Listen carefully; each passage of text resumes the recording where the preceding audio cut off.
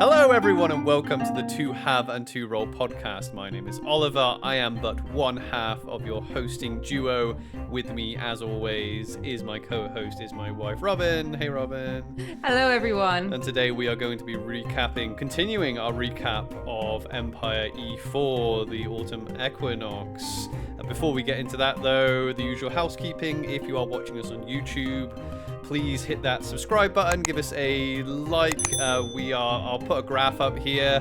A lot of you aren't subscribed who watch, and we are very close to that 1K mark as well. That would be super helpful if we could hit that 1K mark as well. That is probably the best way to support us. You are under no obligation to do so, though. It is completely free. However, if you want to support us any other way, we do have a referral code for Empire LARP if you're interested in coming next year. I'll put that down in the description below as well. We do have super chats on our when the videos go live as well, if you want to support us that way as well, and all the other appropriate links are down there. If you are listening on your favorite audio platform, consider giving us a 5-star review. That just helps people find us.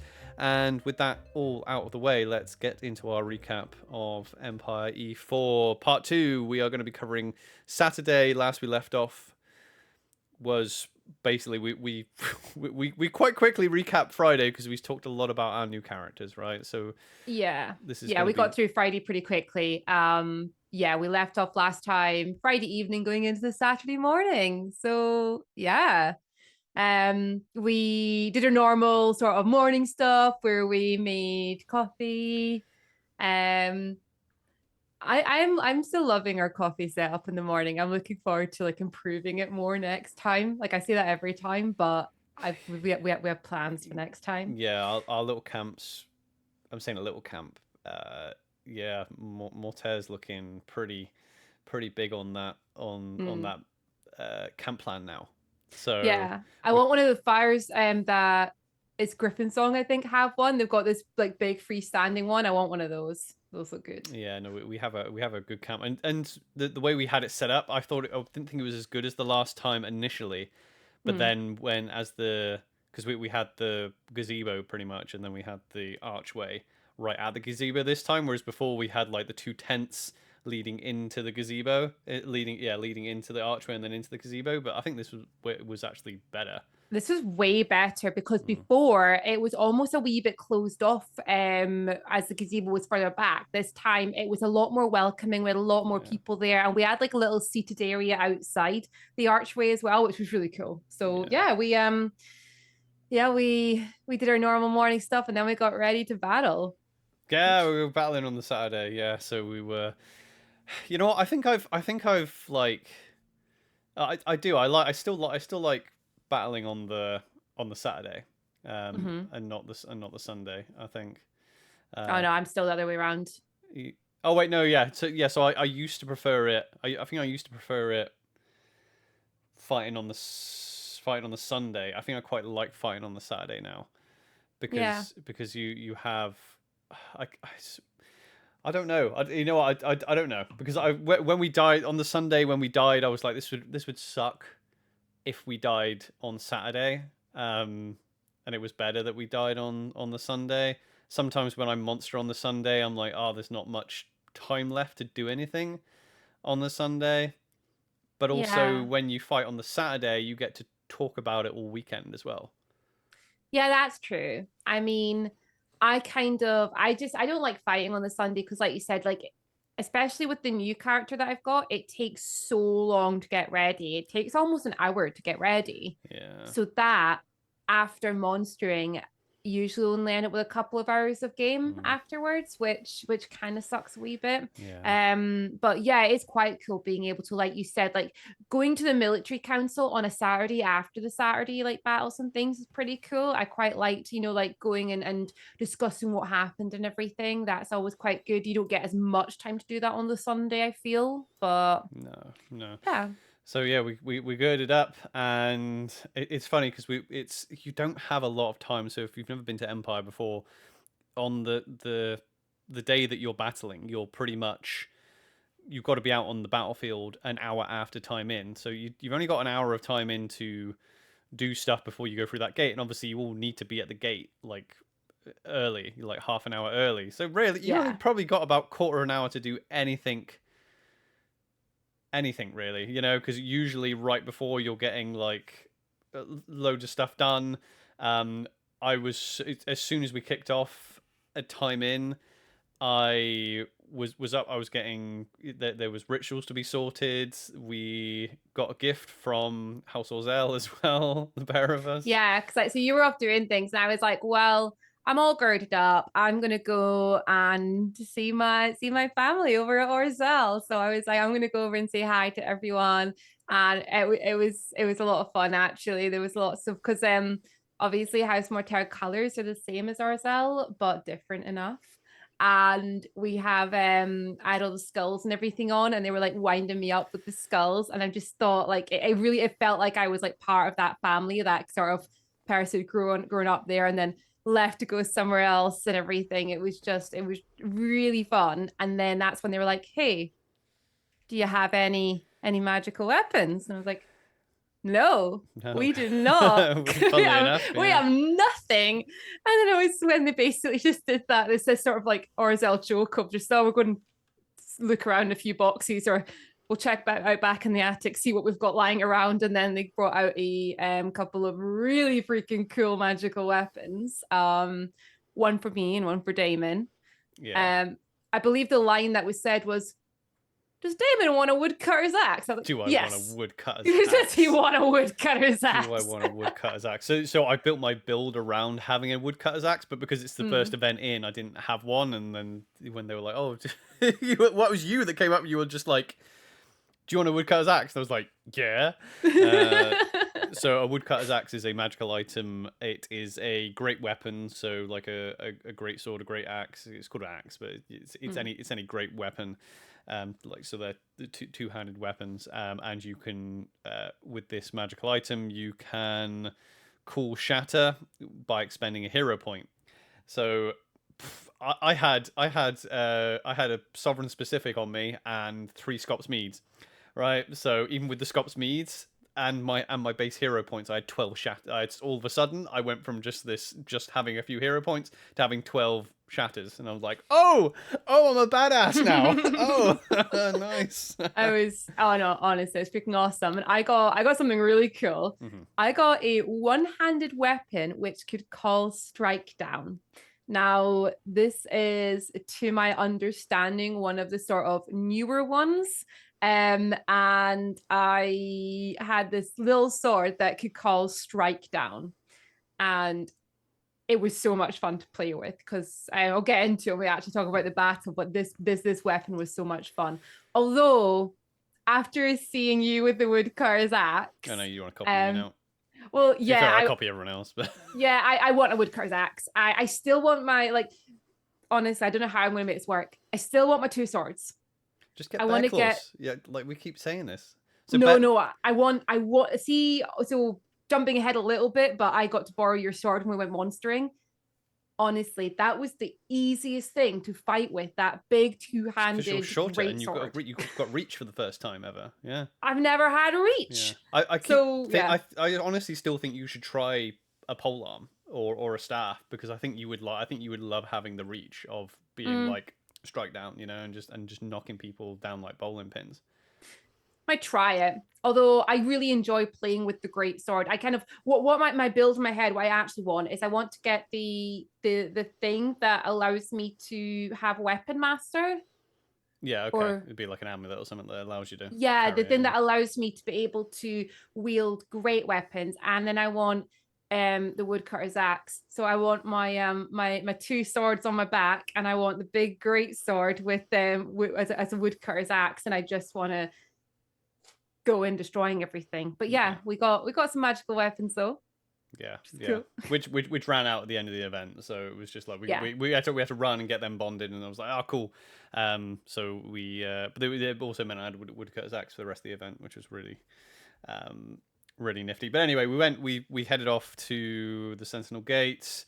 As you do, you know the drill now. If you've been listening to this for a while, everyone, we were being us the same, weren't we? As Godric and Aranel, we were just like right at the front.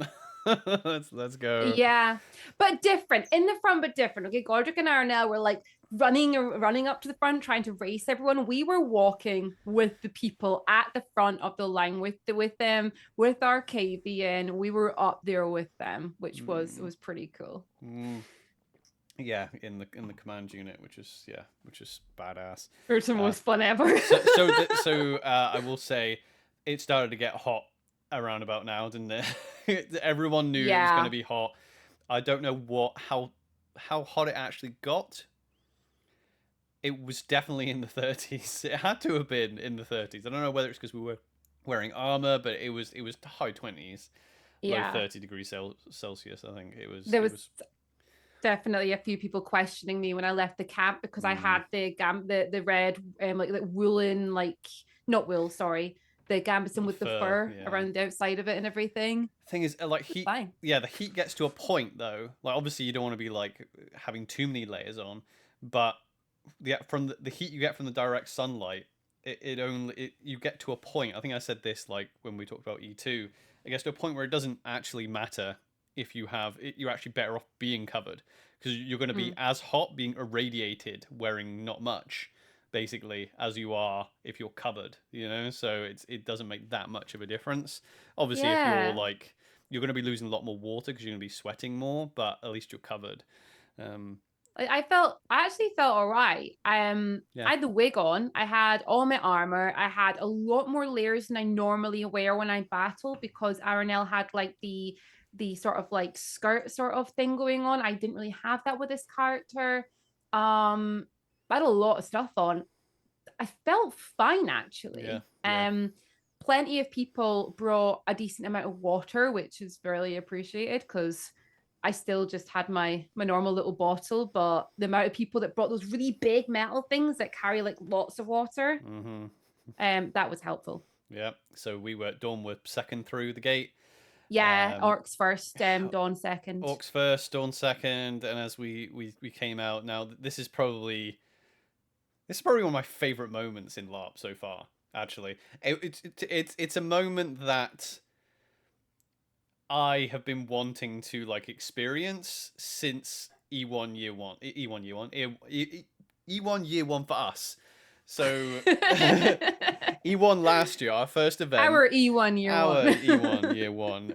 When you come out with the Hall of Dawn and the whole of your nation, and you see the people kind of leading and knowing what's going on way out in front, and as we're coming up towards the enemy forces, and I'm just like, that is so badass. I want to do that. And we got to freaking do that this time. It was talk about imposter syndrome though. Oh my god. I was just about to say exactly that. I was like just thinking it was just imposter syndrome, like having like Arcavian be like, head over to the left, tell them this. I'm like, okay. Okay, I'll tell these hundreds of people to please like move up or fill in the gap. I was trying to be, you got to be like, so the way it works in Empire, from a gameplay point of view, you don't have to listen, like you don't have to take orders from anyone. So it's just a way of them to facilitate people having fun, so people aren't taking your agency away in that way either. So you're just like, I don't want to go over there and die, but I've been ordered to go over there and die. Basically, it's to stop. Yeah. It's to stop that. It's not actually great for like winning battles, obviously, because when you want to fight battles, you actually want to have units that you go, yeah, there you go, I'm going to sacrifice you to win over here. So, but anyway, what was different as well was that different perspective. Is we've been so used to being in that line and having someone else being like, you need to come and fill this, you need to come and fill that, and then it was having that different perspective though. We're like turning around and you can easily see from the front where people need to actually come up to. And then when they're not listening and like, no, we need to fill over here. And it's like, no, I can see that there's like 200 people behind you. You're going to be fine. Just fill this bit. I mean, it's so cool because obviously you take a lot of risk because you're way out there on your own. Like you're literally just, I mean, there's literally on that line, it was like 3 or 4 of us, and you're just like way out and you're just like, right, come on, move up. Because obviously one of the biggest issues, we had success. We tend to have success on that field anyway, but one of the biggest issues is getting because Dawn's quite big, getting Dawn in the field. Come on, go. So everyone else, especially if we're like second through, not first through, so yeah, a lot of it is just like, you know, bring everyone up. So this time, my job was pretty much our job was basically just to look where everyone else wasn't looking. That was my job. And sometimes it does prompt a bit of like, oh, watch your back, watch out for that archer. I'm just like, I know, I'm looking everywhere you guys aren't. So if there's an archer and I go down, please get me up, okay? But like if I'm looking behind my allies, there's a reason I'm looking behind my allies. I know there's enemy, but I know there's Druj behind me, and I might get shot. I'm just trusting that you're going to get me up, please. But I need to see who's coming through. For example, if we've got if you know Urzen are getting stalled because Dawn needs to move the hell over to the right. So you just ask nice, Dawn, can you please just there's a line between like role playing, isn't there? You want to role play that, like, okay, we're giving orders because that's fun role play, cool. But you also want to be like, you got to be nice about it again, because people don't actually have to listen to you at all. But basically I felt like I was just, you know, those people that stand traffic directors. That's basically what my job was the entire time, really, you know. And yeah, is there anything really to say about that field battle? It was pretty epic, just walking the whole of Dawn up, and obviously we had Arisen on our right and the orcs on our left. And really epic. Somebody had also messaged me from the monstering side of things to say that they were within the first sort of group of Druj that were on the field. So we had like a load of Druj that we were like pretty much ignoring because there was a lot of us. But we had a wave just going dum dum dum dum, and it was just. So we were like, yeah. So they like a message, and they were like saying, yeah, they were standing there, and they could see us like sticking out so much, like with the white hair, and they're like, it was just terrifying. I'm not surprised because we were well. That was the cool thing as well, because like it was just like you said, we were trying to be all terrifying and. You know, like Arcavian, like the phys rep for Arcavian's not a small person either, you know. So like it's quite, and you know we have big old weapons. So even just 3 people walking up the field with just a horde of Imperials. I mean, it was really cool. Because you know it kind of showed how we'd gotten comfortable with this game as well. Because when you first go into that field, you see a load of orcs and you start panicking. You're like, oh my god, they're going to charge. Yeah, oh my god. Oh, they're going to charge. Oh, we're walking straight at them. But now we know the game well enough. Like you said, we know the tactics are. We don't need to worry. Like, I'm not worried about them. Like, my job is literally to keep an eye on what is happening on the battlefield. My job isn't to worry about these. I'm saying I'm pointing behind me because a lot of the time I was facing my allies and walking backwards and looking right, looking left, and not actually looking at the enemy. So. It was a real cool just to think about the difference between that first ever battle we did and this one. Oh, definitely. Like you said, that first ever battle, we were separated with different groups, ran in, and within seconds there was these big orcs and they were hitting us, and it was terrifying. That even like battles after that, like leading up to this point of being able to walk and just so calmly walk up this field, being like, yeah, there's about 40 Druj there, somewhere there, some there, not worried about any of them. Let's just keep moving.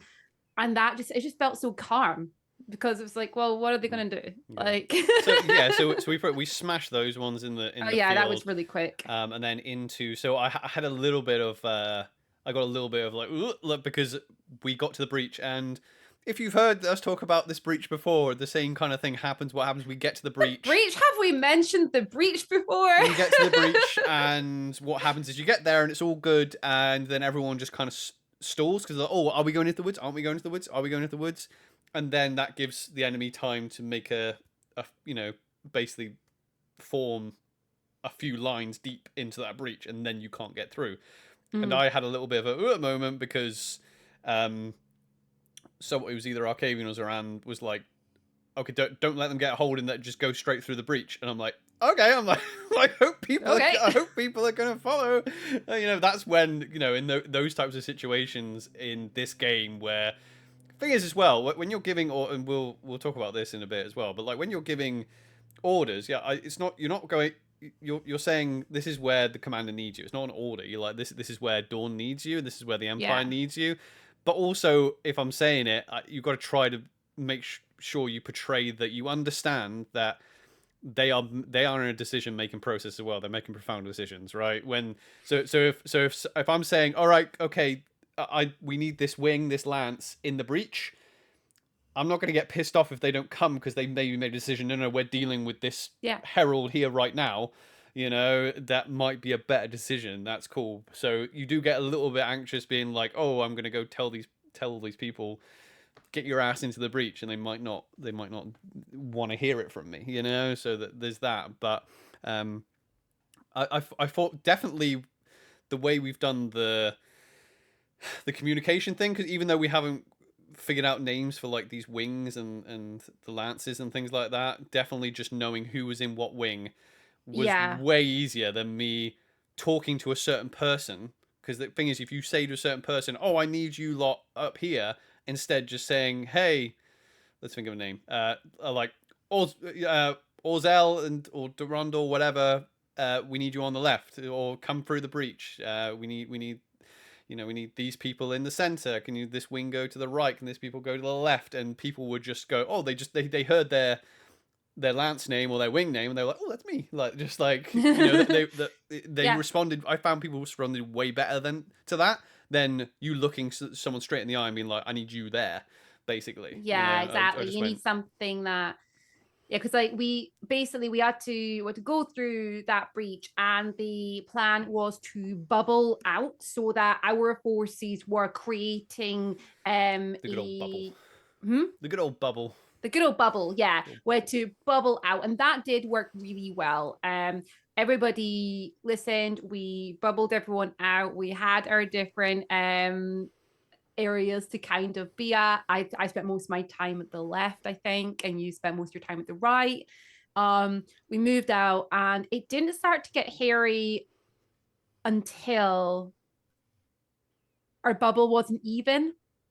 Yeah, does that make sense? Yeah, well, it felt like what the Druj were trying to do. They were trying to disrupt that bubble anyway, because the bubble turned into a line, and then it became one big line fight. For a while, it became a big line fight, but I'm not entirely sure, because obviously it had to be a line fight to get whatever was happening with what the other nations were doing. Yeah. In back in the field, So I think there was like a ritual point in the field or whatever, which unlocked another ritual point. But our job was basically just to push forward and find the ritual site in the woods. And we stalled for a long time.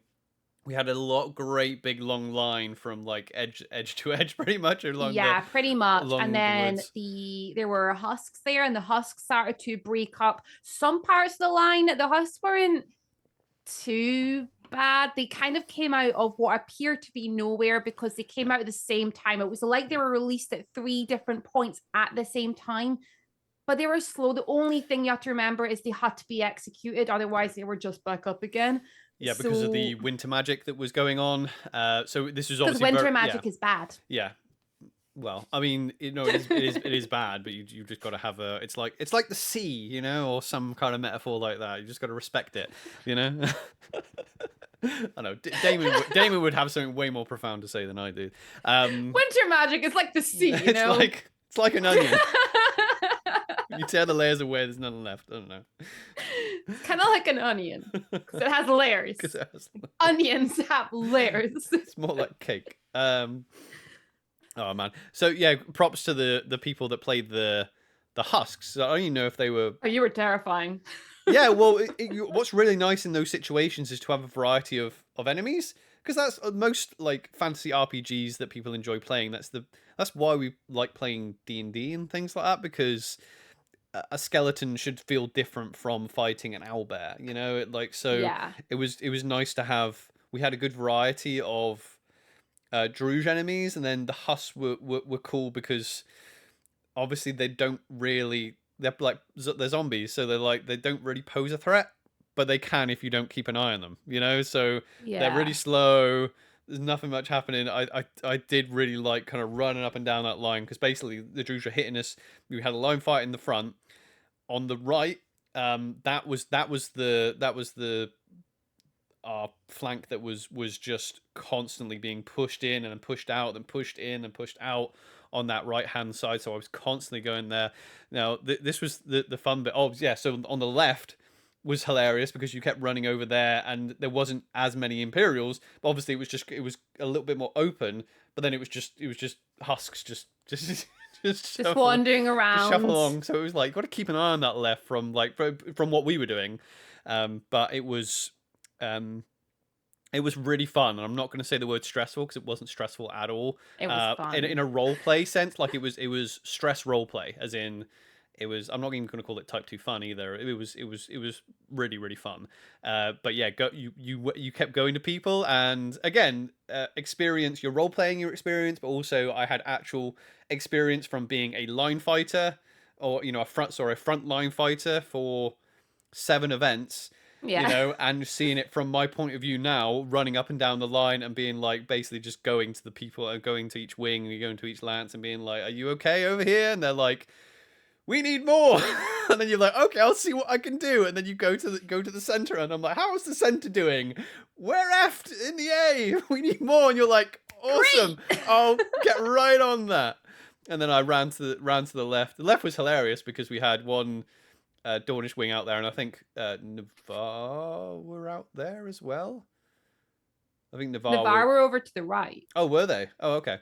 Unless I'm wrong. I thought they were fighting the husks in the trees, basically out where we died last time.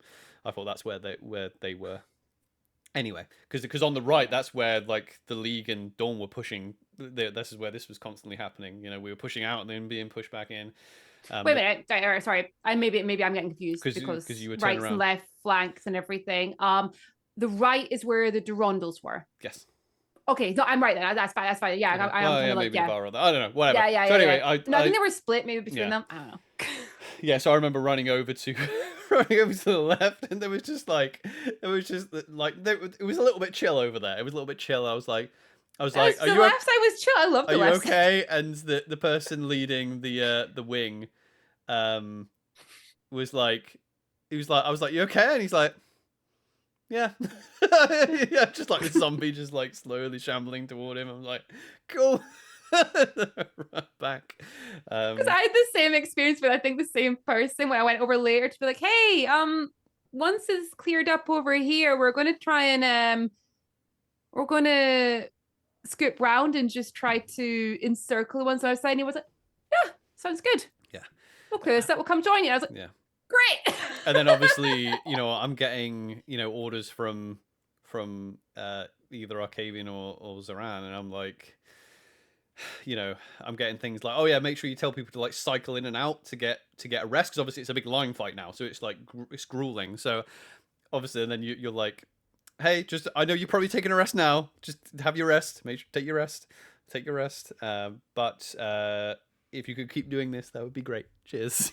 Try. So like Arcadia was like, go order people to drink water now. This is a good opportunity to drink water. I was like, okay. And I ran up and I was like, drink some water. And I saw people going, okay, yeah. Well, if you need to, you don't force it. I'm just when you're line fighting like that, you can cycle out. You can just be like, okay, I'm going in and I'm going out. Yeah. But yeah, there was one moment I did feel like a badass. Or do you want to tell it? I don't know. We both have very similar moments here, and I know which moment you're talking about. Go for it. Okay.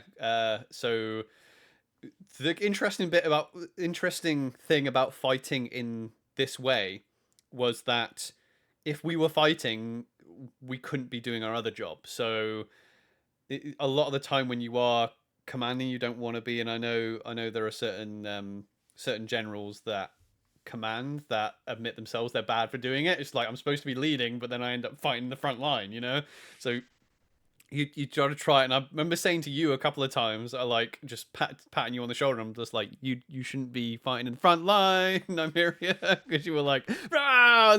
I'm just like, you don't need to be here. Something, okay? Yeah, you don't need to be here. But obviously, I had my big old sword, and I was like stalking up and down. It was really cool seeing because I got to see what like the archers and the mages were doing as well, which was really good. People were there.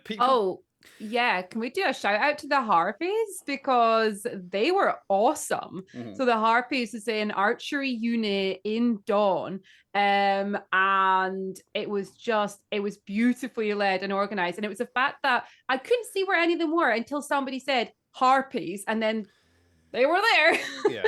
Ready to shoot things. Yeah, it was good. And obviously you have to stay far enough back so you know what's going on. And it's quite, you have to kind of get on with it, because sometimes people go, oh, especially if people don't recognize them, they must be like, what the hell are those people doing? But you just got to trust in the system. Anyway, on that right hand side, they were getting a little bit like, oh no, because the center was having a hard time, as much a hard time as the right, but because the right they were doing a little bit more of the Druj tactics on that right hand side, and people were, you wanted to be aggressive. I understand what the people were doing; they were being aggressive, and then the Crimson Reapers were like basically pulled into a line fight, and they didn't want to be in a line fight. No, because they were there for the ritual stuff. They were there Yeah. to protect the rituals. They were like giving instructions not to end up in the line. Yeah, so they were a little bit. So I went over, and Fark was like, Damon, yeah, we could really do with some help over here. I'm like, okay, so that was my start of my like, okay, I'm gonna try to see if I can help everybody out, and then I was like, right, okay, well, I think I had like Cordraco coming in to help such and such, and I managed to get someone on that center, and then I managed to get a couple of people on that right hand side, and I was like, cool, that means I haven't got anyone to help out the Crimson Reapers apart from me, so I'll just go in, and I think with you and another couple of people. So that it was so freaking cool, because I was like, right, I haven't actually managed to hit much this, and I'm like, cool, I'll go help my friends on this line, because they were like holding this line. I just came in and was just shatter. this one monster comes up, and he's like, oh, he's just arrived. And I think he literally said, oh, I've just got here. And I was just like, shatter his polearm. And he's like, oh, and just walked off. And I was like, right, pop my Scott's mead. And I was like, I've got more. And I tell you what, nothing stops a line of polearms quicker than you saying that. You shatter 3 weapons, and you take Scott's mead, and you're just like, I got more. Where that came from, and it seriously, that's how good that ability is. Oh, it really is. You can almost make a half a line just nullify it. If you obviously use a lot of resources, but it definitely works for the character that I've got now, because it's a lot of like, I'm not fighting, I'm looking, not fighting. Cool, I've got an opportunity to go and help out, smash, and then walk away and go, right, cool, you could hold this line now, sweet, I'm out of here. No, that was really cool. It was really epic to like watch that and everything as well, because like that's like that ability, though, that shatter is just such a good ability to have. There was one moment where I really loved this. There was a load of husks, and it got to the point I was like, there's now more husks than there are people in this bit. And now this wasn't on like the trying to describe this. So if you're looking out to where the right flank is, if you look between the right flank and the breach, it was an area there where like a load of husks were like gathering there. And as they were all gathering, there was a small group of people fighting them. And this is really bad because they weren't Dawnish. I cannot remember which nation this group were who were like stuck there fighting, but they were very lightly armored, and they were there against these husks. And it was when like I heard one of them being like, oh, we need more people here. And I'd already done what you had done. I'd been up and down. I knew there was no more people. We were all engaged. So I was like, okay, I had my 3 hero points and I had my 1 Scops mead. And I was like, okay. And I ran in and I had the strike down. I just went strike down, strike down, strike down, drink, strike down. Half of them were on their butts. And that was enough for everybody who was up fighting to just go on top of them and execute a lot of them. Yeah. And it was just so much fun being like, well, I can give you me. I'll just get rid of this little bit here, and then you lot can just execute them, and we're all good. Well, it was quite good to know, because obviously when we went up to the gate, and I was like, oh, by the way, I have all these shatters. And Arcavian has a woodcut axe as well, and then we had Lachlan with us as well. We had Locke with the mass weakness. who's with a mass weakness, and also shatters. So I was like between and with your strike, I was like between like the four of us, we could probably just like flatten a line if we actually need if we get into some serious crap. So luckily it wasn't how it played out because we ended up in a massive line fight. So Yeah. by the way, the best way to, in fact, this is something that should be talked about in character actually. Yeah. One thing I will say is no, it's something that really needs to be discussed in character. Not as it needs to be discussed in character. I mean, it's something that in character is relevant. What should I say? Oh yeah, well, basically, banners are just. There's a reason why like standard bearers were so important in this type of warfare, because having a banner by the people you need to find, even if they're not right next to the banner, it's something like, and it's because you can see the banner from miles away, you know, and so having that banner with us in the little command unit was just so valuable because I could literally run to the other end of the field and be like, right, okay, well, the Dawn command unit is like right there, so I'm going to go right there, you know. That I love that how like Argiven had that banner with him, and it was just it made life so much easier. And Zoran had a tree.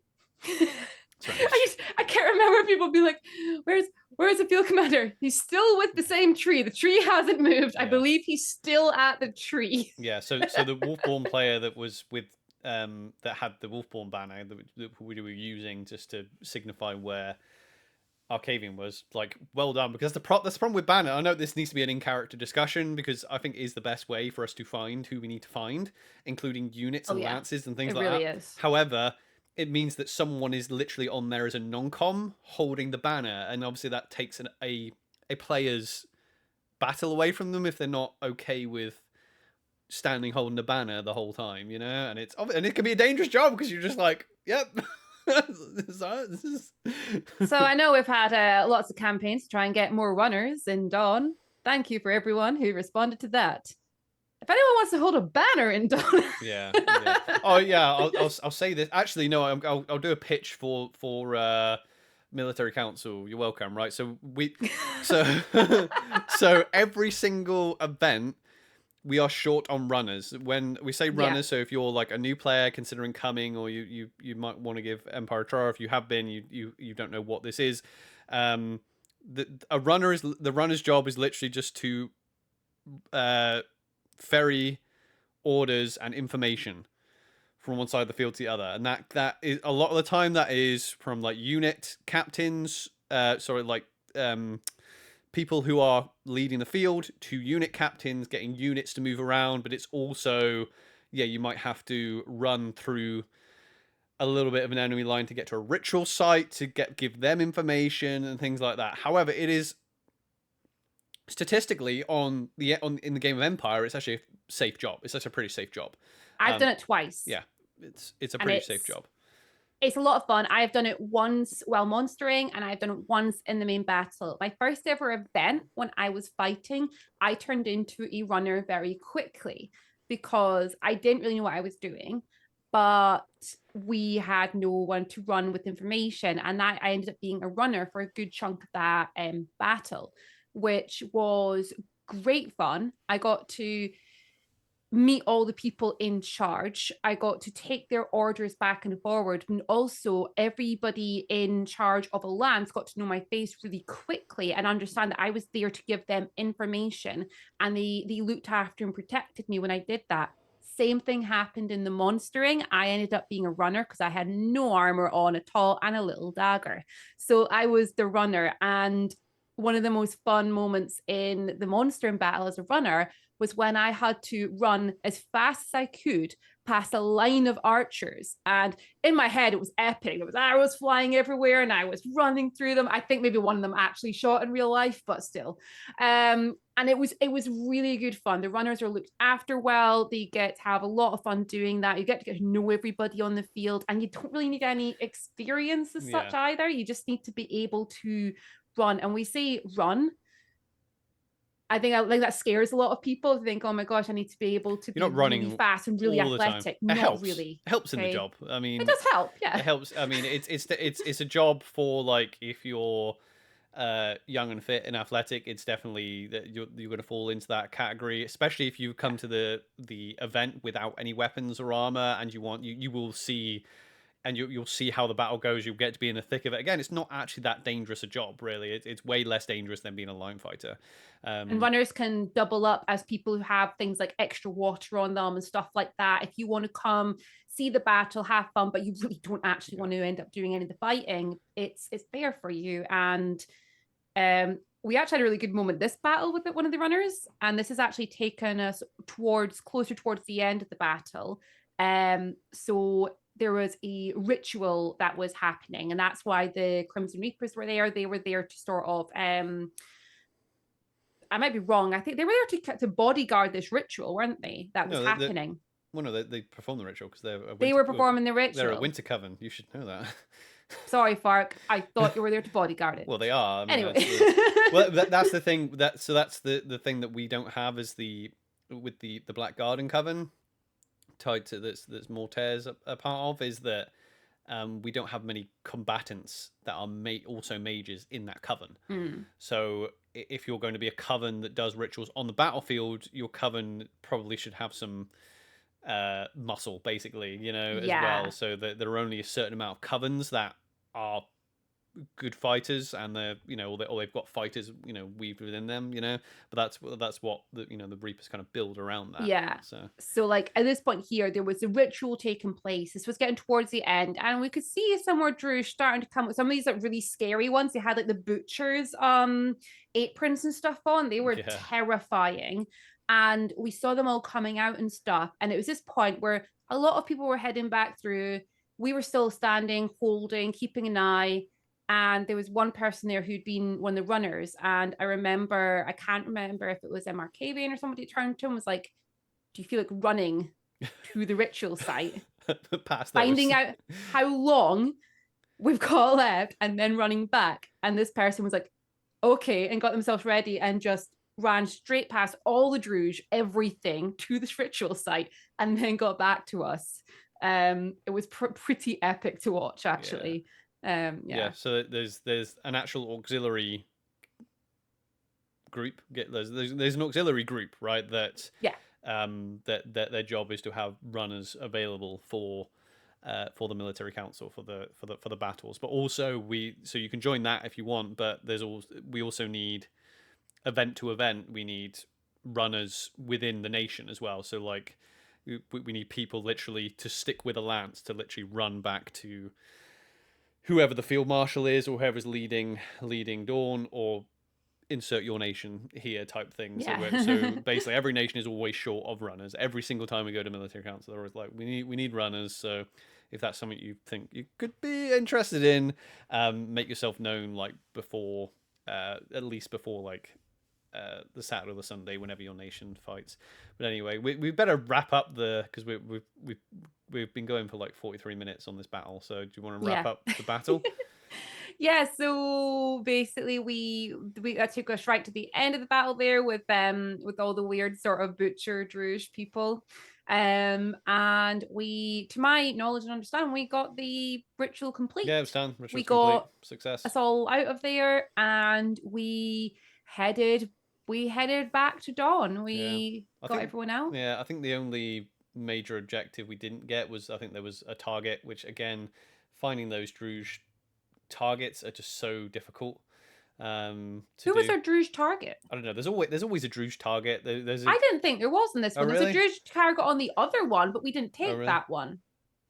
No, okay. This one we had the objectives were to conduct the ritual, and stop them from, because they were now buddying up with another Winter Eternal. So that was a stopping the ritual. Yeah, but there's usually another one. I think there was another one. Doesn't matter. Sarah Grubfeast was on the other. Yeah, I know. But there's usually a Druj. Generally in these battles there is a Druj or a whatever general for us to kill. I think there was. Anyway, whatever. Put it down in the comments or in the chat if there was. No, there was. The Imperial Orcs were tasked with it. Yeah, because that's what I mean. I'm pretty sure we were discussing this after, and they were like, "Oh no, they didn't manage to do it."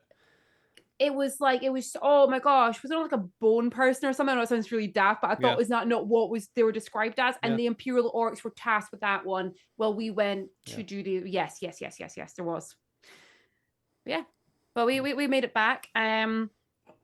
So compared to our death count last event, which was pretty scary. This event, I believe our death count in Dawn was 2. Yeah, I think it was 2. Or was it 3? I Might think have, it was more than that. I think it. What actually? You know what? I can actually tell you right here, right now, because Ooh.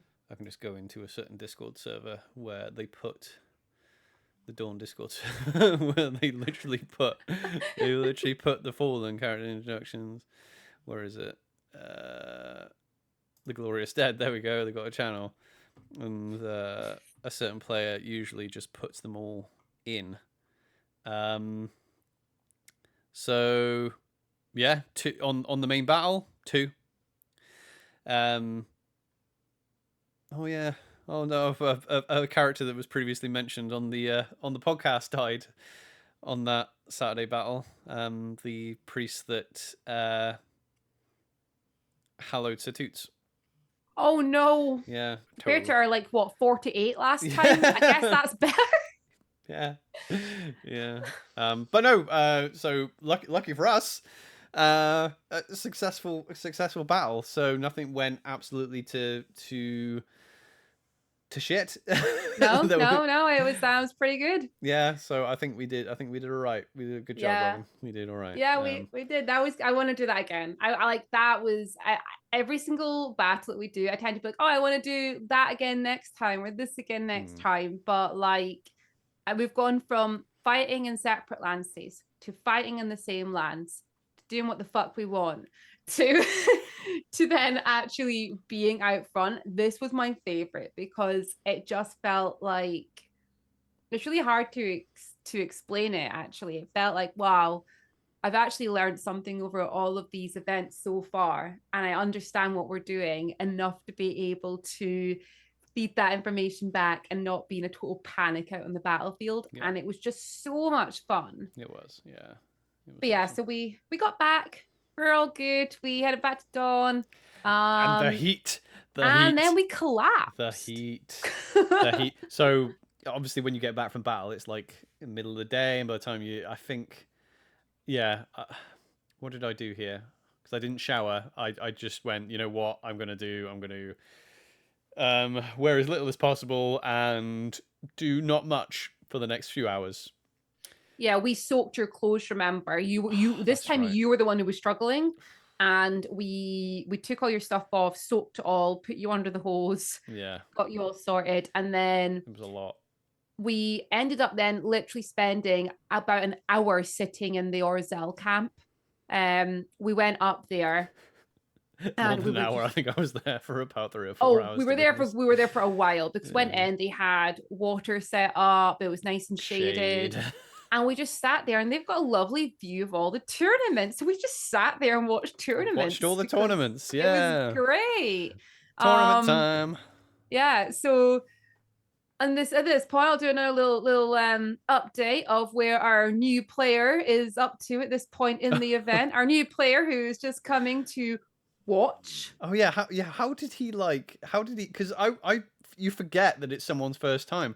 What on earth was he thinking? Like, because obviously you do like Thursday and Friday, and there's lots going on, like military council. What on earth did he think when he saw like hundreds of people all in like armor and start heading up? Because he came to the Sentinel Gate with us, didn't he? He came to the gate. He waved us on our way through. Yes, my dad. Yeah, your dad. Yeah. So my dad, who is, again, if you didn't see the last episode, never done anything like this. And he was just coming to watch and wanted to make it very clear that he was just coming to watch. He's not a nerd or anything. Just he wanted to make that clear. So we're on to this part now of the event. He walked to the gate with us all. He watched us all go through, waved us all on our way past. And when we came back, obviously, one of the people who died is the person that he's been hanging out with up until this point. So there was people crying and everything in the camp, and he was sitting there with them all. And I was like, okay. Next moment I see him, he's out with this person again. They've got their new character, and again, Dad's off with them. He's gambling on something. I don't know what he's gambling on. There's a fight in the Glory Square, and he's gambling on it. And he's like, no, I'm going to stay here because I've got money on this one here and this one I'm watching. And I was like, cool. that's a part of the game I've never been involved in. I know nothing about. But new player with no knowledge has gone and found a part of the game. So we left him there and we went back to Orzel and carried on just chilling out there and trying to recover. Yeah.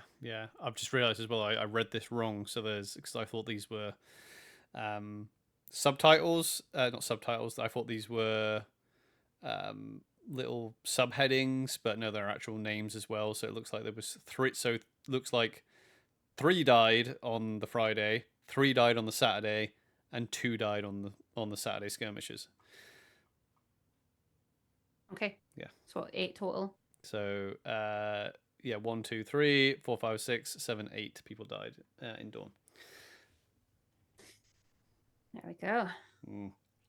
So yeah, at this point we then ended up well, that's another thing actually, because I'm kind of jumping around a wee bit, but obviously with us now being nobles in House Mortar, we had almost a different sort of role when it came to people dying, because there was people in the Glory Square and we went there with the black roses in hand, ready to pay respects, ready to let everybody know that House Mortar is there. Yeah, because I didn't really think about that until like there was dead in the Glory Square. And again, I think there was only 1 or 2. I think there was only 1 body recovered. So they were in the Glory Square, and I noticed that Morrigan wasn't going up and doing her usual there, and I was like, I'll take that then. If people are busy, I'll keep that tradition going. So I was like, I'll just go up and do what Morrigan usually does in that situation, and just obviously lay down the black roses and if offer people comfort and letting them know where to find if they want guidance and things like that. So so that was cool. It was a cool little new character ripple to add. Yeah, definitely. And then we ended up watching, and we watched the Night Protector tourney, because it was at Night Protector of Autumn this time. Night Protector of Autumn. So got to, obviously always super interested in the Night Protector tourney. I was not fighting in that. I'm realizing how bad I must have been actually, because I've always fought in the Night Protector tournaments, you know. Well, I haven't always, because like as in since I've been a noble, I've always fought in the Night Protector tournaments, and I was like, nope. I was so broken. Don't get me wrong. If somebody had come up and said, "Would you fight for me?" I would have done it. Yeah. But nobody did come up, and I wasn't going to push the point, because after we told people on the podcast last time, I was like, "There, I am a noble. I have no one to fight for. I am a body who can kick some ass. A lot of shatters. Come up and ask, are you fighting for anyone?" Yeah. Oh dear. But that was, we ended up just watching that. That was good fun. Now I believe this took us right up to the big tournament. Yeah. Well, there was a tournament in between. Yeah, there was the champion in waiting tournament. Nope, that was later on. Was it? Yeah, it was way later on. Yeah. We were talking about it for a long time between I guess that's why I must have thought, because I think I was talking. No, the champion in waiting, that was at like 4 or 5 o'clock. Okay. That's why we were so late and actually like showering and stuff, because we were fighting in that one. Oh, that's right. Yeah, that was way later. Yeah. We had big tournament before that, and then there was also some other little things that was happening. There was a bit of a altercation in the Glory Square involving a body that had been brought back, and I didn't know all the ins and outs of it. But basically, okay, right, people can correct me if I'm wrong. I literally sat and spoke to the egregore, and they explained everything to me, and I've already forgotten half of it. So somebody had died out on the battle, and another group, I believe they were like a missionary group, like a missionary banner or something. Mercenary banner. Mercenary, thank you. I knew I was saying that wrong. Just about missionaries. Like... I mean, if you had missionaries, if they're not missionaries of the way, then we'd probably kill them on site. But so we had like a banner there, and they'd recovered the body, brought it back, and apparently they were charging the family payment before they would return the body to them. Oh. Yeah, like this is what I like heard, but there was other things going on. There was other ins and outs, and this whole time the dead body was like that. So the player was like on a chair, like in the glory square this whole time, with umbrellas above them because it was hot. So there was a group that was involved with this, and it was Dufrost. And I just remember hearing Dufrost coming into the glory square to challenge someone, and this was going to turn into a fight. Now, when I was speaking to the egregore, what they were trying to do was just, they were still happy with, things to happen, but they were like, maybe it's not a good idea if we fight at this point, because one, it was hot, two, emotions were high, and three, everyone was drunk. So it was a case of maybe we should solve this a different way. And they got moved off into like the glory annex out the way, and this got sorted. But I don't know what the full outcome is of that. And I'm probably going to have to wait and find out in character, because it was really exciting. But it was way too hot to leave my spot in the tent. Yeah, it was just like I felt bad, but I didn't feel bad really. I just sat there drinking everybody's water. Just like that. I just needed it so bad. Obviously, I had a good view of everything that was going on, so I was like, why? I had a big morning. I've achieved, like, this is the thing. It's one of these. It's not like being at Empire for me anyway. It's almost like a work day sometimes, because you're like, if you feel like you've achieved enough, then you're like, oh, you feel okay just like having to sit back and relax. But sometimes you're like, oh, I need to get this done, I need to get that done. But because like we fought on that's the one good thing about fighting on the Saturday, is that, you should get that done. And because that was quite a big like bucket list check mark for me in the morning, I was like, I'm happy if I don't do anything actually today after that, So I was like, I'm just gonna chill here, watch a few good tournaments, and it's interesting seeing as well how other people sort these tournaments out as well, which is oh yeah, definitely. Yeah, so what happened next was probably one of my biggest highlights, not just of this event, but of all the LARP events up until now. There was a tournament in the Glorious Square, and this tournament was pretty much, I don't know about you, Oliver, but it's what I've definitely wanted to see in the Glory Square. And I think you've mentioned it as well in the past, that sort of WrestleMania in the Glory Square vibe. Yeah, we had Dawn WWE style, A Knight's Tale tournament. It was everything. Oh, damn, we should be able to talk. So, yeah, unfortunately, we're running out of time for this episode, and we have a lot to talk about. So we are going to maybe leave you with a little teaser.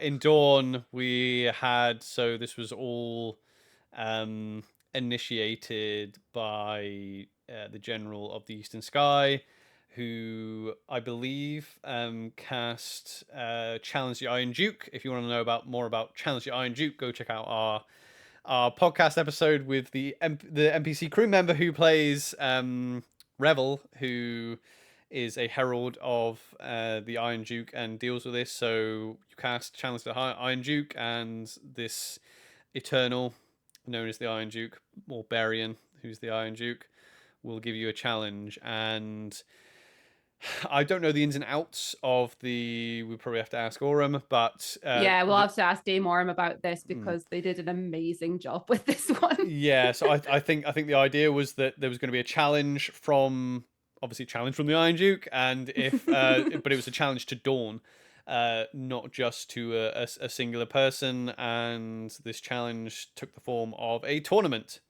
and we had lots of champions from the Nation of Dawn being pit against the champions, whoever these mysterious champions were that Barian was going to bring.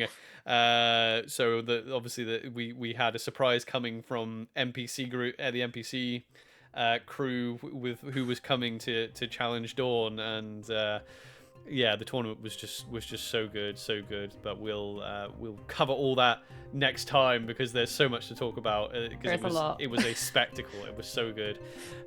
Anyway, you want to wrap this up? yeah, let's wrap this up. Excellent. Right. Thank you very much for stopping by, everyone. If you enjoyed this show, make sure that you follow, make sure that you like, make sure that you subscribe so you know when a new episode is posted. If you're listening on your favorite audio platform, please leave us a 5-star review. This all helps people find us and helps all the algorithms. If you want another way to support us, if you're interested in Empire, in fact, if you're interested in going to the Empire LARP, the game that we've been talking about, we have a little referral code which we'll put down there. You can get £15 off your first ticket if you would like to go. There are other ways to support us apart from obviously subscribing to the channel is the biggest support, but if you do want to support us, you can check out the links down in the description. Until the next time, though, we love you very much and stay safe. Bye, everyone. Bye.